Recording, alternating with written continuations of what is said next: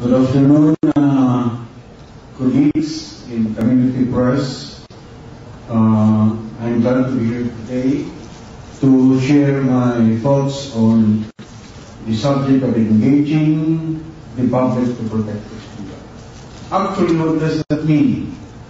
That's the problem. At the Media Nation conference in Cebu last September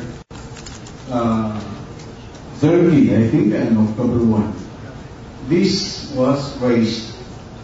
We have had no disagreement then and now that we have a troubled press freedom.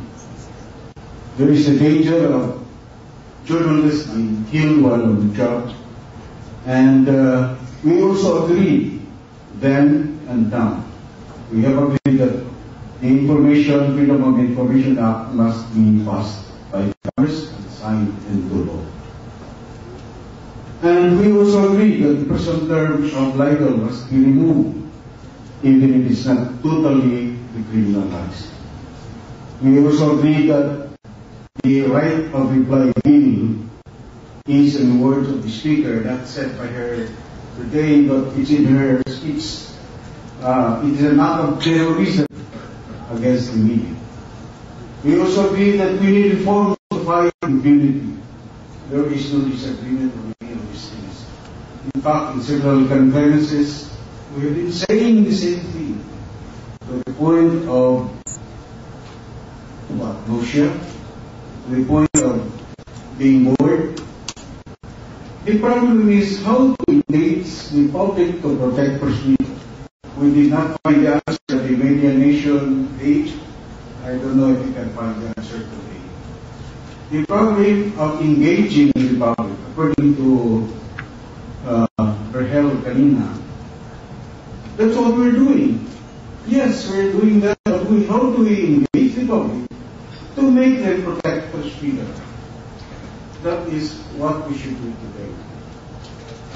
Probably in the panel discussion later, to raise some specific ways how to engage the public to protect press freedom. You know what's the problem? One point of Media Nation was that public interest is quickly lost. Remember the Patuan case? It's now in the inside pages. We need to keep that interest in newspaper sales drop and broadcast ratings nosedive. How then must we keep that interest? We cannot keep talking about people who are killed unless the killing is fresh, the violence is recent. So I toss that question to you. If we fail to do it with Media Nation properly, we can have some success today. Thank you. Thank you very much, Attorney Charles. I'm sorry. At this point, I would like to ask the audience if you're ready with your questions in writing. You may pass them on to any of our 3 PPI trustees and our lovely assistants standing in the corridors. If you are too shy to approach our trustees, maybe they would be more easier people to approach. We have one question. Actually, this is a carryover from the previous discussion, but still relevant. I'd like to read it out. The question is raised as an option to strengthen the economic position of newspaper entities. Is it possible to consider consolidation and merger of newspaper entities as is being considered in Western settings?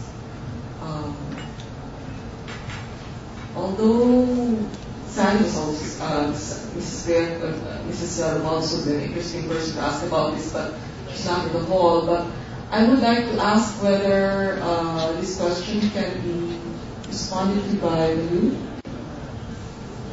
Michelle Chilang also.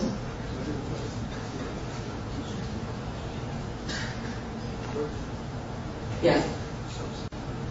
Yes. Maybe you could ask her to join us for this discussion. So we're talking about economic sustainability and whether a merger and consolidation would be one response.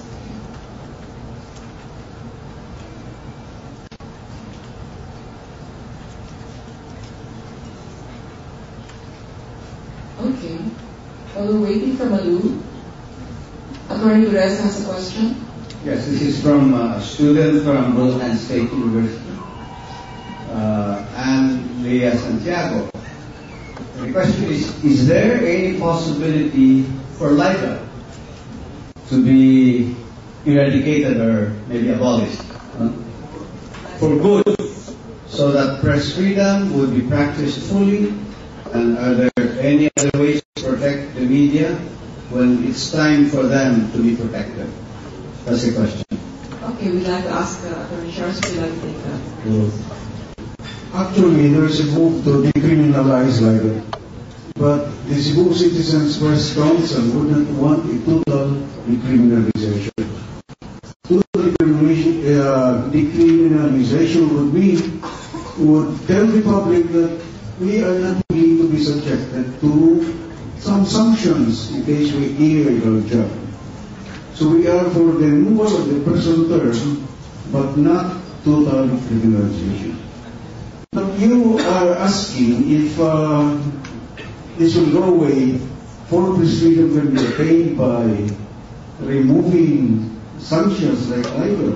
I don't think it would.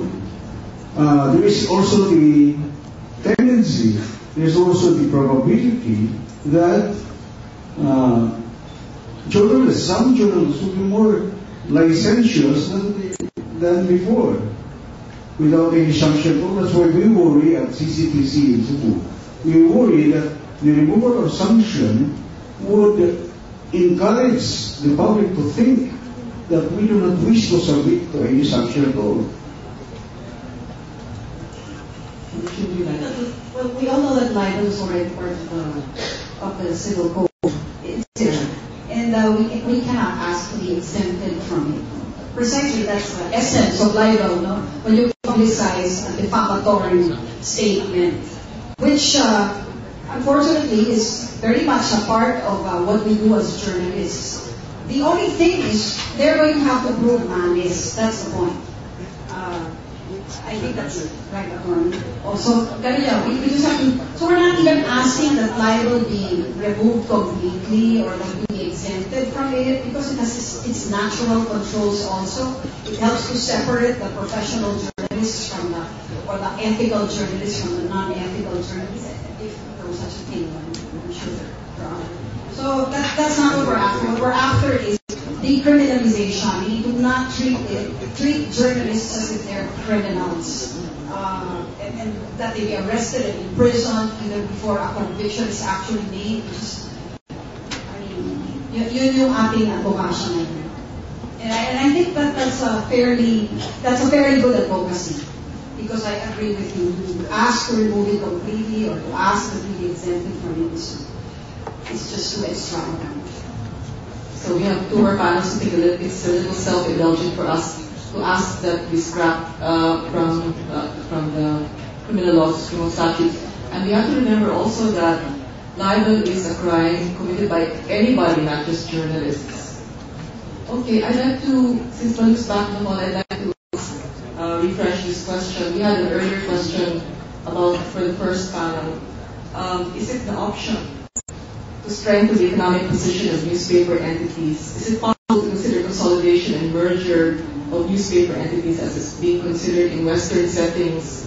Would you like to comment a bit on that? Not that you own a media entity, but I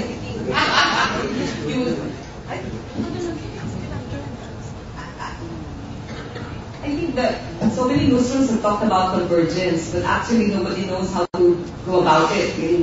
I have just been to the World Asian Newspapers Congress sa Bali, yung Asia Pacific, and everybody was talking there about mind shift talaga.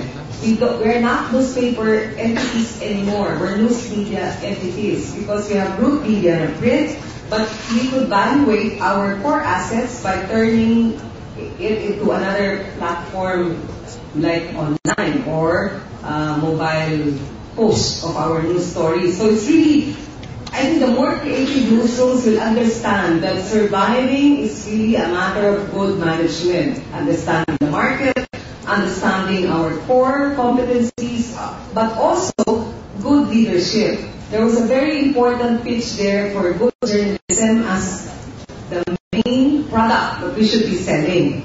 And I don't think it's really a lot of cost for investigative reporting or good reporting or investing in, for example, insurance pay so that our good journalists are safe para sa ating mga nasa hazardous or dangerous assignments to mga reporters. So, I think the point really is to lead and manage in the new world. You know, the online is there. We cannot ignore it. Online is a media that combines the best assets of print, TV, and radio.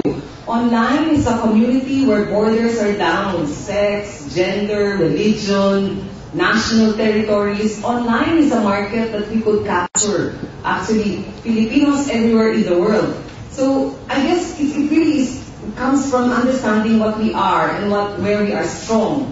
So the question of yung parang mauuna, paano yung revenues? I think that's the desirable outcome. Hindi yun yung role, hindi yun yung goal.